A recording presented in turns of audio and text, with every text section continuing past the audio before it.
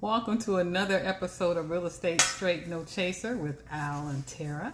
Hello, everybody. How you doing? Welcome to Real Estate Straight No Chaser. All right, so this is a interesting week in Atlanta, in the country. I want to just be real. This coronavirus is, taking its toll on everyone. We just want everyone to continue to be safe and apply common sense and do the stuff we've been taught to do our entire lives. Just wash your hands and cover your mouth when you cough. And if you have allergies, with this being allergy season and the pollen is getting ready to get crunk, Right. you may want to go ahead and invest in one of the little masks, because if you sneeze now, it's not allergy, it's coronavirus, and we don't want them kind of mix-ups, especially in this hyper fearful world we're in right now. All right. Yeah, it is something out there. I mean, is it affecting your real estate market? I got a call just yesterday from a client I was supposed to take out because the schools are out. His wife is having to be home, and they've cut his hours at work, so it's kind of, affecting us a little bit. Yeah, I mean, pretty much the same thing in my situation. I had a guy call me, and he counseled on me because of that. I mean, kids out of school. One person, their income has been reduced on the job, so they're not making as much money right now. So, but I think all this is going to blow over. And prayerfully soon. Prayerfully soon. So let's have a positive mindset. Being positive in our thoughts also helps with keeping everybody safe. Right, but it's a thing. See, one thing about it, it's always something that's positive about this whole situation. One thing about it, the rates are continuously dropping. That's true. Because of this coronavirus. That's true. So that's one positive thing out of this situation, and take advantage of it. Take advantage of it, and don't let this hold you back, and still continue to go with the process of being a homeowner. Okay. Well, speaking of the process of being a homeowner, that's going to be our subject this week. Where do you start? Where do you start if you're looking to be a homeowner? What do you do first? What do you do first? There are a few things that we'd like to, talk to you about doing first. And, we just had the conversation a few minutes ago. You can't just tell people what to do. You got to give them a reason for why you're encouraging them to do that. You just can't tell a 2-year-old or a 3-year-old do this, do that, and because I say so and it flies. So right. It's not gonna fly with adults either. So we need to know the importance of what we're asking for to kind of help you better understand why you need to do this and why you need to do that when it comes to purchasing a home. Right. Okay. All right. So let's talk about what to do first. Okay. I mean, with purchasing a house is like cleaning a house. I mean, first thing that you want to do is you want to clean house. You want to start by, make sure your credit is in order. Mm-hmm. That's one of the first and foremost things to do. Okay, well, let's talk about that a little bit more. Okay. Knowing you're getting your credit in order, what does that mean for you when you say that? Getting your credit in order, a lender is going to look at your last 12 months, for one thing. A lender is going to make sure that you don't have any late payments, any 30-day lates within the last 12 or 24 months. They don't want any judgments or any collections. So if you have those right there, start cleaning those up. I mean, the collections are not going to go anywhere. Well, they will after 7 years, but if you're trying to purchase a house within that period of time, they're not going anywhere.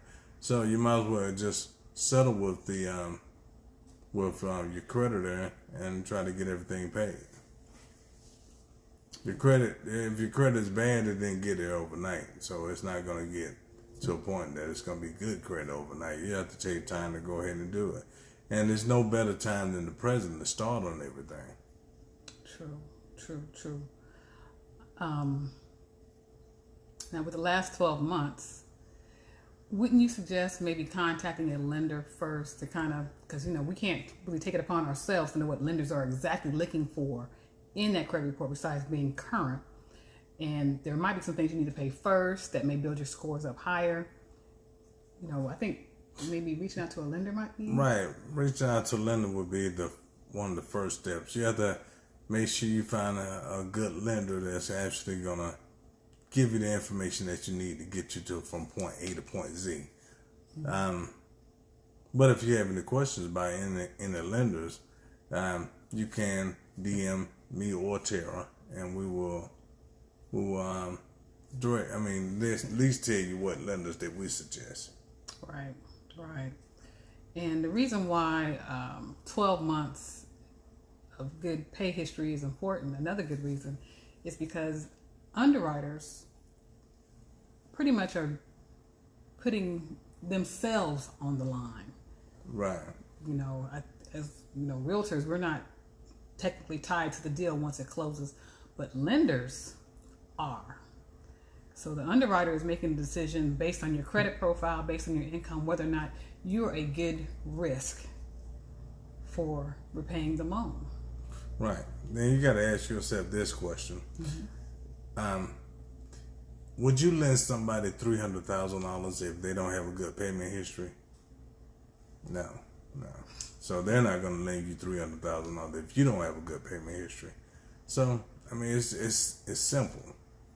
It's simple. All you have to do is just pay your bills on time. I understand that things happen, but you have to get to a point where you can show that you are a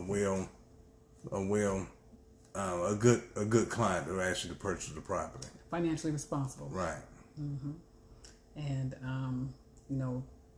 missing them small payments. If you got a $25 credit card payment and you miss that, and your mortgage is going to be way higher than that. And, if you can't pay the little bills, how are you going to be able to pay the big ones? So that's another thing. So even though they're small, it still counts. Right, it does. It still counts. Alrighty. Next thing they're going to be looking at is your income. Your debt to income ratio. Right. And depending on what type of loan that you get, your debt to income ratio could vary. And there are also factors that can cause your debt to income ratio to vary, which could be you may have a good pay history. You may have savings. You might be a good risk for them to go a little bit over on your debt to income ratio because of your good credit. And then and it works in reverse. You aren't paying things on time now, and they're not going to look over the debt to income ratios because it's very risky to lend you more than what you possibly qualify for if you don't pay your current bills on time, you don't have any savings, you're not showing any financial responsibility. So they're not going to pretty much bend those rules to accommodate you. And it's not hard to go ahead and get everything in order. You got to think about this right here also. Like renting. Like if you was renting a property, aren't they going to take you through, don't they look at your credit and make sure that you're in a position where you can rent, where you can afford to pay? Yes. So if that's the case, why rent? That doesn't make any sense when you come back. It definitely don't make any sense over the long haul. I just had a client, we did the math, and she's paid over $108,000 in rent. She's never, ever going to see that money again. And then worried about a $1,200 deposit. Wow. But you don't think about it. You don't think about it. You just pay and pay. You don't think about the accumulation of how much you're paying until you're 10 years in. Right. Yeah. Think about the longevity, the long-term effect of everything. Exactly. All right. Income information. They're also going to want to verify that. They're going to be looking at current pay stubs. Right. Most recent pay stubs. They're going to be looking at your tax returns. If you are 1099, then they're going to be looking at all your tax return pages and schedules to see how they're looking. Yeah, they're going to look at that in a way. Like if you're 1099, they're going to look at that over the course of 24 months. So, like, how you would go and you sit down with your tax preparer and they might say, I can get you X amount of dollars back. And they put a business on there and you write off everything. And you don't realize that you're not really showing any income because you don't know. You're looking at the picture where I'm getting ready to get a big refund. But you're hurting yourself in the long run because now you don't show any income to purchase the property. So when you want to buy, then you can't buy. You might have the credit, but if you don't have the income, you have to have both. That's true. That's true. You definitely have to have both. Now, how about part-time jobs? Part-time jobs, they work like this, right? Part-time jobs are the same way. You have to be working part-time for a period of 24 months before they will count that income. And it has to be on your tax returns, too. Right. Exactly.